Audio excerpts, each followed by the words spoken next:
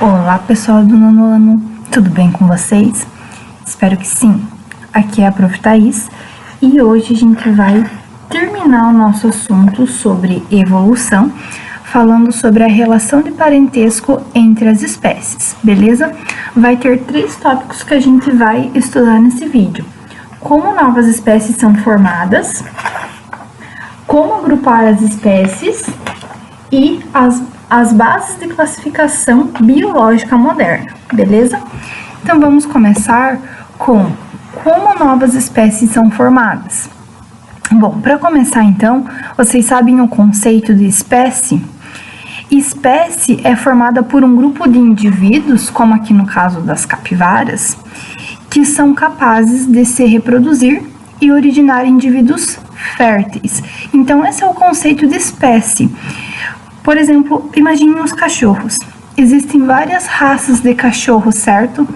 Mas a gente pode dizer que cada raça de cachorro é uma espécie diferente? Não podemos dizer isso. Por quê? Porque se a gente colocar 2 raças distintas de cachorro para cruzar, eles vão conseguir se reproduzir e originar descendentes férteis. Então, o conceito de espécie não é só as características físicas em si, mas a população tem que conseguir se reproduzir e originar indivíduos férteis, beleza? E como que se formam então novas espécies? Bom, novas espécies elas vão ser formadas a partir do que a gente chama de especiação. Especiação ela pode ocorrer por algumas coisas, mas principalmente por isolamento geográfico, como por exemplo uma barreira geográfica, que pode ser uma formação de cadeia de montanhas, um desvio de um rio, redução de um lago em poças, né? Então, por exemplo, aqui nessa imagem, ó, observem a primeira imagem, aqui tem montanhas, aqui tinha uma ilhazinha, e com o tempo o rio encheu e alagou essa ilhazinha. Então, toda a população de plantas que morava aqui morreu, né? Só sobreviveu as que moravam nas montanhas. Depois de muitos e muitos anos, de milhões de anos, esse rio abaixou novamente e surgiu aqui a ilhazinha novamente.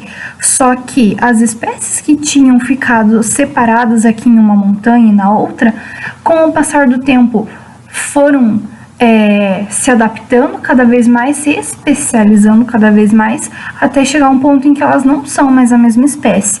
Então, elas não conseguem mais produzir os descendentes que existiam antigamente aqui, ó. Estão vendo? Elas se tornaram espécies diferentes. Um exemplo mais claro disso pode ser essa aqui do livro didático de vocês. Vejam esses pássaros aqui, esses passarinhos. Imaginem que eles moram em uma ilha bem distante, tá? Vejam aqui, é uma população de passarinhos que estão lá convivendo harmonicamente. Mas não são a mesma espécie porque tem um amarelinho e outro vermelhinho. Não, gente, isso não tem nada a ver, tá? Aqui eles são a mesma espécie, fazem parte de uma mesma população. Igual a nossa população, né? Existem pessoas brancas, morenas, loiras, de cabelo preto, de olho azul, de olho verde, de olho castanho, altas, baixas, enfim. São características distintas, mas eles são da mesma espécie, tá? Só que aí aconteceu uma coisa, né, na ilha em que eles viviam. Ocorreu um evento vulcânico que separou a ilha deles, ó, quebrou no meio a ilha deles. E aí ficou um pouco da população num lado de uma ilha e o restante aqui do outro lado da ilha. Com o passar de muitos e muitos anos, né, cada população ela teve que passar por uma seleção natural. Lembram o que é a seleção natural? É quando o indivíduo ele tem que ser apto para conseguir sobreviver em determinado local. Então vamos supor que aqui só tinha insetos para comer e aqui tinha sementes, tá? Vamos supor isso, não que necessariamente seja isso, né? Mas aí, aqui só tinha semente. Então, quem ia se dar melhor aqui nesse que só tinha semente? Os passarinhos que tinham o bico mais fino ou os passarinhos que tinham o bico mais robusto para conseguir quebrar a semente? E aqui nessa outra ilha, quem que ia conseguir se adaptar melhor? Os passarinhos que tinham o bico mais fino ou os que tinham o bico mais robusto? Bom, nas que tinham inseto, as que tinham o bico mais fino ia conseguir se alimentar muito melhor, certo? Se alimentando muito melhor, iam ficar mais fortes, iam ter mais parceiros reprodutivos e, consequentemente, iam passar essa característica dos bicos finos para os seus filhos, para os seus descendentes. E esses que tinham aqui o bico mais robusto, nessa ilha que só tinha inseto, eles não se deram muito bem. Então, eles iam morrer de fome, os parceiros sexuais não iam querer ter descendentes com eles, cruzar com eles, e aí essa característica ia desaparecendo. E lá na outra ilha, muito pelo contrário, os pássaros que tinham o bico mais robusto conseguiam quebrar as sementes muito melhor do que os que tinham o bico fino. Então aconteceu a mesma coisa, os que tinham o bico robusto começaram a ficar mais fortes, sobreviveram muito melhor, tiveram mais parceiros reprodutivos, já os de bico fino não tiveram tanto sucesso e foram sumindo com o passar dos anos.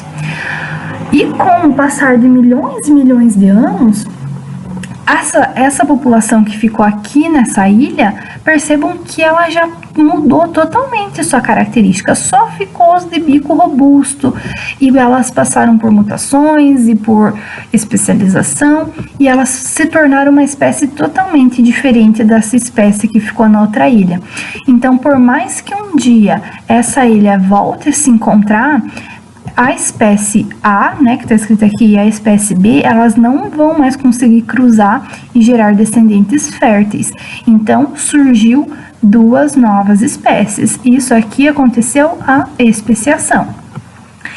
Então, a primeira coisa que aconteceu nesse caso foi um isolamento geográfico, certo? Depois, quem tinha as características vantajosas conseguiu se adaptar muito melhor nesse ambiente. E se adaptou tão bem que aquela outra característica foi sumindo com o tempo. Isso gerou duas novas espécies totalmente distintas, causando um isolamento reprodutivo. Elas não conseguem mais se reproduzir umas com as outras. Então, gerou duas espécies, tá? Isso é especiação. Opa! E com a ação conjunta da seleção natural e da especiação, isso deu origem aos seres vivos mais distintos que existem aí no nosso planeta, né? Desde lá de uma planta, de uma baleia, de um camelo, de um cacto, de uma bactéria, né? Tudo isso foram especiações e ação natural agindo nessas populações, certo? Então, desde que começou a surgir as espécies no nosso planeta, ocorreram incontáveis especiações durante todos esses milhões de anos. E lembrando, gente, lá a gente estudou na teoria da evolução que toda espécie que surge de uma espécie pré-existente, lembram? Então, todo ser vivo que existe hoje no nosso planeta, seja fungo, seja invertebrado, seja vertebrado, seja planta, seja réptil, seja anfíbio, seja peixe, todos esses seres vivos, eles compartilham um ancestral em comum, porque se todo ser vivo, toda espécie que surge de uma pré-existente, então teve que ter um ancestral para surgir todo o resto, certo? E as teorias mais aceitas, então, é que todas as formas de vida derivam aí de seres unicelulares, que foram os primeiros seres vivos a habitar o nosso planeta Terra. E aí, gente, com esse estudo, então, da formação de novas espécies e de querer descobrir o quão parentes essas espécies são, digamos assim, começou a surgir vários métodos de selecionar esses seres vivos em grupos, em um histórico evolutivo, tá? Então, o instrumento mais utilizado para isso é a árvore filogenética. A árvore filogenética, ela representa a relação de parentesco entre os seres vivos. Isso aqui é um exemplo de árvore filogenética, tá? Para um cientista fazer uma árvore filogenética, ele observa nos seres vivos as semelhanças morfológicas, isso é, se a estrutura interna e externa desses animais é semelhante. Eles analisam a genética desses animais, as moléculas biológicas e tudo mais, para decifrar se esses animais fazem parte do mesmo histórico evolutivo. Então, aqui é uma árvore filogenética. Vejam que aqui tem espécie A, espécie B, espécie C, espécie D e espécie E. Essas espécies, elas são as espécies de interesse do cientista, certo? E para ele estudar, então, se essas espécies são parentes, né, se tem um ancestral em comum, ele tem que analisar tanto suas semelhanças morfológicas como genética. E nisso ele vai estabelecendo, então, aqui bem na base é colocado o ancestral em comum de todas essas espécies. E cada ramo que sai é um grupo que vai se formando. E quando vocês verem essa junção de duas linhas aqui, a gente chama isso de nós, tá? Quanto menos nós, dois grupos compartilham, mais próximo evolutivamente eles são. Então, vejam aqui, A e B, eles compartilham só um nó. Então, eles são bem mais próximos evolutivamente do que o A é com o E, por exemplo. Entendem? Porque, vejam, aqui, para chegar no A e no B, tinha um ancestral, daí surgiu um outro ancestral, daí um outro ancestral que deu origem aos dois. Já no E, não teve esse ancestral aqui que interferiu nas características morfológicas e genéticas dele. Então, por isso que o E é mais distante evolutivamente de A do que de B, tá? Do que de A e B, desculpa. E existem as árvores filogenéticas, então, que mostram aí a evolução de todos os seres vivos que existem, tá? É só vocês pesquisarem para ver, ó. A evolução aqui das plantas, né? Aqui tem dos animais, também aqui, ó, juntinho com os animais vertebrados, os animais invertebrados, aqui também alguns animais invertebrados, e tudo isso está interligado na origem da vida, que era lá um ser unicelular, tá? E aí, ainda falando dos parentescos, né, como relacionar, qual é a relação de parentesco entre as espécies, também tem um item que eu falei para vocês que a gente ia estudar de como agrupar as espécies. Depois que a gente voltou aqui e descobriu que tais espécies têm uma certa linhagem evolutiva semelhante, um certo grau de parentesco, como que a gente agrupa elas? Então, por muito tempo mesmo, os cientistas eles agrupavam as espécies se baseando nas características morfológicas dessas espécies, ou seja, eles analisavam a estrutura física das espécies. Se fosse semelhante, eles diziam que era do mesmo grupo. Gente, naquela época só tinha isso para eles conseguirem agrupar. Não existia estudo de genética, não muito menos ainda estavam começando a estudar a questão da evolução. Então, eles só tinham isso para agrupar as espécies. Então, o que eles faziam? Por exemplo, aqui, observem esses animais. Aqui eu tenho um golfinho, um tubarão, uma arraia e um morcego. Um golfinho, estruturalmente, morfologicamente, ele é muito semelhante com quem desses aqui? Com o tubarão. Por quê? Tem nadadeira, tem um formato do corpo muito similar, são aquáticos, certo? E a arraia, semelhante com quem? A raia é muito semelhante com um morcego, olha só, parece até que ela tem asa igual ele. Então quer dizer que no agrupamento que os cientistas faziam no passado, então era assim que eles classificavam? Sim, era assim. Só que veja o erro nessa questão. Se vocês forem perceber, se vocês forem estudar a fundo, um golfinho, ele é um mamífero, né? E um tubarão é um peixe. A raia é um peixe e um morcego é um mamífero também.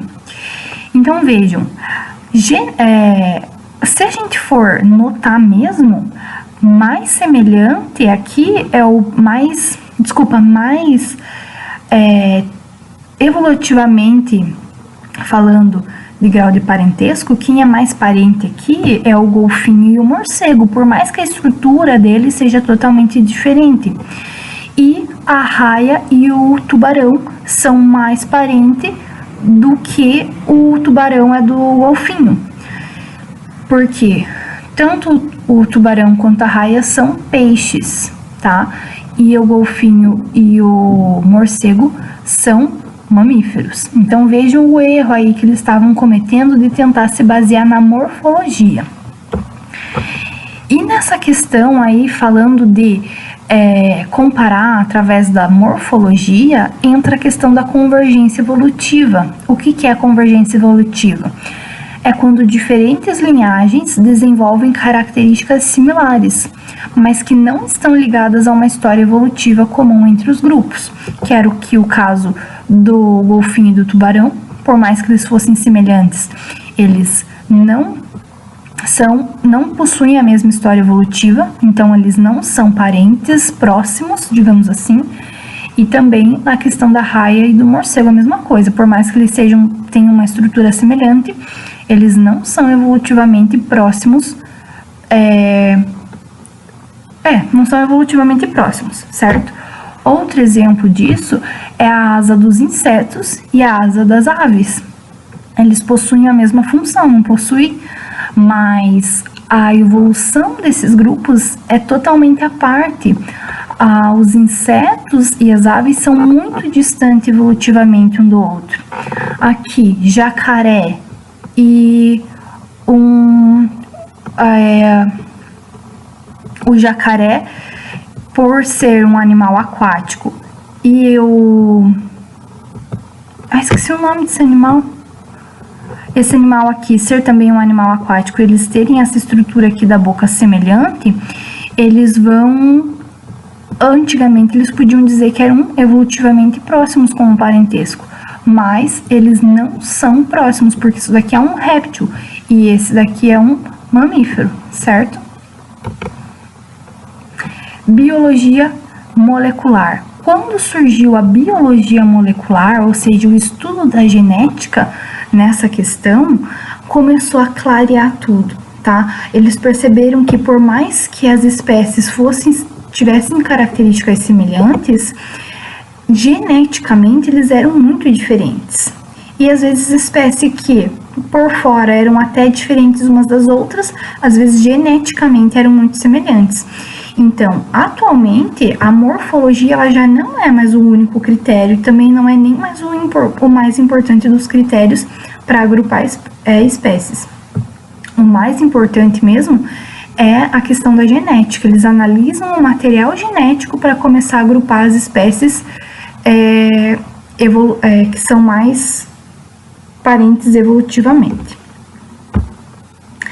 E por fim, pessoal, o nosso último tópico é que as bases de classificação biológicas modernas, elas se baseiam lá na estrutura que foi proposta por Darwin, né? Na evolução mesmo das espécies.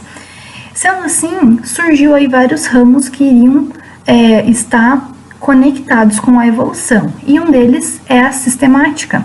A sistemática ela é um ramo da biologia que estuda a diversidade dos seres vivos e a sua história evolutiva. E no estudo da sistemática, eles levam muito em consideração a filogenia. A filogenia é a relação evolutiva entre as espécies, tá? E para isso, então, eles fazem o que a gente chama de cladograma, que é por exemplo, isso daqui que está mostrando na imagem para vocês. É um diagrama que vai representar o grau de parentesco entre alguns grupos de interesse. Que grupos de interesse são esses? São esses aqui, ó, grupo das plantas, tá? Briófitas, pteridófitas, gimnospermas e angiospermas. Cada risquinho desse daqui vai representar um clado, e cada um deles vai ser, cada clado é um grupo distinto, né? E eles vão ter aí suas características. Então, percebam, aqui o que deu origem a todas as plantas foi essa plantinha aqui, certo? Vejam como ela era simples. Dessa planta surgiu aqui um nó que deu origem às briófitas e às pteridófitas. Percebam que tanto as briófitas quanto o resto das plantas aqui, todas elas vão ter tecido, porque a partir dessa alga aqui, na verdade, deu uma origem de tecido que deu origem a todas as outras, certo? Então, todas as outras vão ter tecido. Aí deu um nó aqui. Desse nó veio a briófita e surgiu mais uma que era a pteridófita, que são as samambaias. Vejam que agora surgiu uma nova característica, que são os vasos condutores de seiva. A partir daqui, todas elas vão ter vasos condutores de seiva. Aí mais um nozinho, que foi a pteridófita e as gimnospermas. Mais uma característica surgiu, sementes. A partir daqui, todas elas vão ter sementes, tá? Então, tanto as gimnospermas quanto as angiospermas possuem sementes. E daí, surgiu mais um nó, que deu origem às angiospermas, que são as únicas plantas que possuem flor e fruto, certo? Então, a partir de análises das características e das questões genéticas, eles podem agrupar agora essas espécies em cladogramas que vão representar o parentesco delas, se baseando sempre na linhagem evolutiva, tá?